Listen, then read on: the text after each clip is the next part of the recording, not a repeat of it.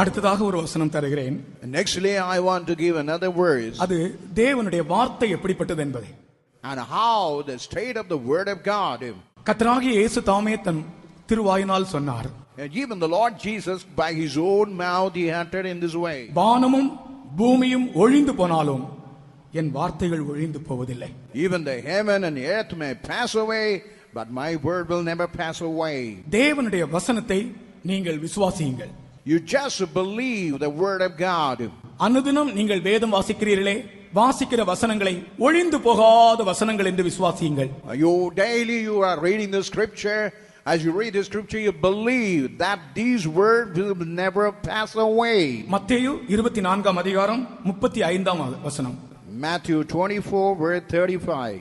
வானமும் பூமியும் ஒழிந்து போம், என் வார்த்தைகளோ ஒழிந்து போவதில்லை. வானமும் பூமியும் ஒழிந்து போகும், என் வார்த்தைகளோ ஒழிந்து போவதில்லை. Heaven and earth shall pass away, but my word shall not pass away. கர்த்தருடைய வசனம், கர்த்தருடைய வேதம் கிரியை செய்து கொண்டே இருக்கிறது.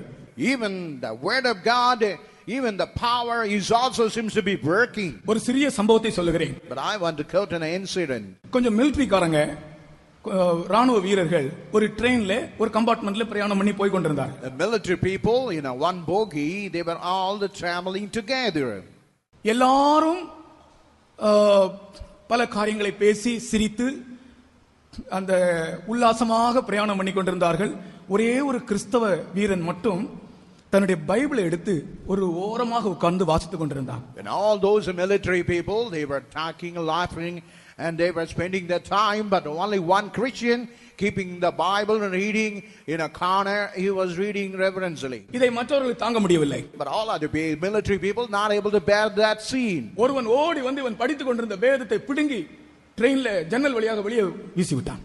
He snapped the Bible from his hand and he had thrown that Bible through the window out. கிறிஸ்தவ வீரனுக்கு கோபம் வரவில்லை. But that Christian soldier, he did not get angry. ஏனென்றால் அவன் அப்பொழுது வாசித்துக் கொண்டிருந்த வசனம், நான் சாந்தமும் மனத்தாழ்மையுமாக இருக்கிறேன் என்ற வசனம். And that time what he was reading, the verse about Jesus, that he was meek and lowly in spirit. மனதிற்குள்ளே ஒரு துக்கம், ஒரு சிறிய துக்கம் உண்டானது.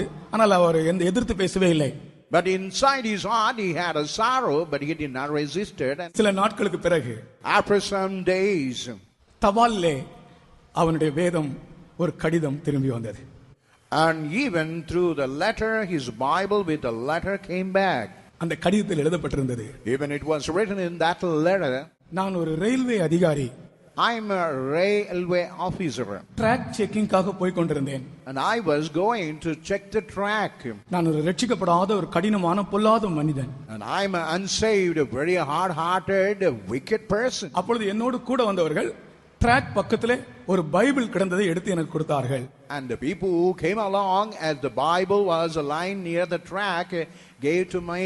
அந்த பைபிளை நான் எடுத்து வாசித்த உடனே என் மனதில் ஒரு பெரிய சமாதானத்தை பெற்றுக்கொண்டேன். When I got the Bible, when I read the Bible, I got a great peace of mind in my heart. இப்பொழுது நான் ரட்சிக்கப்பட்ட தேவனுடைய பிள்ளையாக இருக்கிறேன். But now I am a saved, a child of God. உங்க பைபிள்ல எழுதிய இந்த அட்ரஸ்க்கு நான் அந்த பைபிளை திருப்பி அனுப்பி வைக்கிறேன். And I am sending the same Bible to the same address which is written in this. கர்த்தருக்கு ஸ்தோத்திரம். Praise the Lord. ஹல்லேலூயா. தேவனுடைய வசனம் என்றைக்கும் நிலைக்கும். The word of God will stand forever and ever. அவனுடைய கையில் இருந்த வேதம் ட்ரெயின்ல ஜன்னல் வழியாய் வெளியே விழுந்து அங்கே ஒரு மனிதனை ரட்சித்து விட்டு அது செய்ய வேண்டிய வேலையை செய்துவிட்டு அட்ரஸுக்கு திரும்பி வந்து விட்டார். Now the Bible which was found in his hand. Hallelujah. தேவனுடைய வசனத்தை விசுவாசிக்கிறவர்கள் ஸ்தோத்திரிப்போமாக. Hallelujah. கர்த்தருடைய வசனத்தை விசுவாசிக்கிறவர்கள் ஸ்தோத்திரியுங்கள். ஆமென். Hallelujah. ஆமென். ஸ்தோத்திரம், ஸ்தோத்திரம், ஸ்தோத்திரம், ஸ்தோத்திரம். தேவனுடைய வசனம் மாறாதவைகள். ஜீவனுள்ளவைகள். கிரியை செய்து கொண்டே இருக்கின்றன. கர்த்தரை நன்றியோடு துதிப்போம்.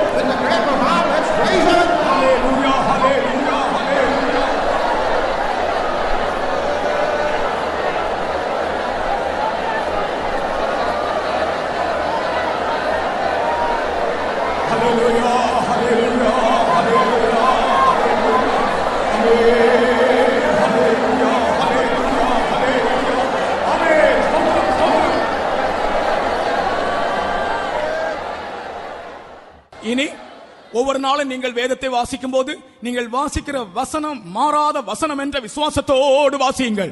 Whenever you read the scripture, whatever you read the text, that is unchanging, never pass away. இந்த வசனம் உங்களை வாழ வைக்கும். This word will make you to survey and live for Him. இந்த வசனம் உன்னை கட்டி எழுப்பும். This word will construct and make you to come up. இந்த வசனம் உன் காயத்தை ஆற்றும். Even this word will heal your wound. இந்த வசனம் உன்னை சுற்றிலும் வேலியாக இருக்கும். This word will be like a fence around you. விசுவாசத்தோடு கர்த்தரை ஸ்துதிப்போம். With the faith you will praise God.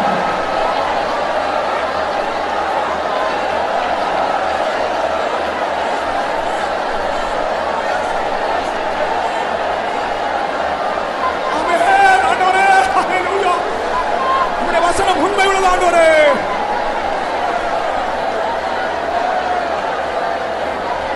அல்லேலூயா.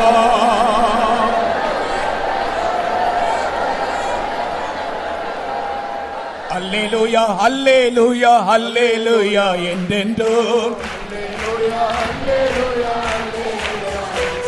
ஓ ஆனந்தமாய் ஆனந்தமாய் ஆர்ப்பரிப்போம் என்றென்றும்.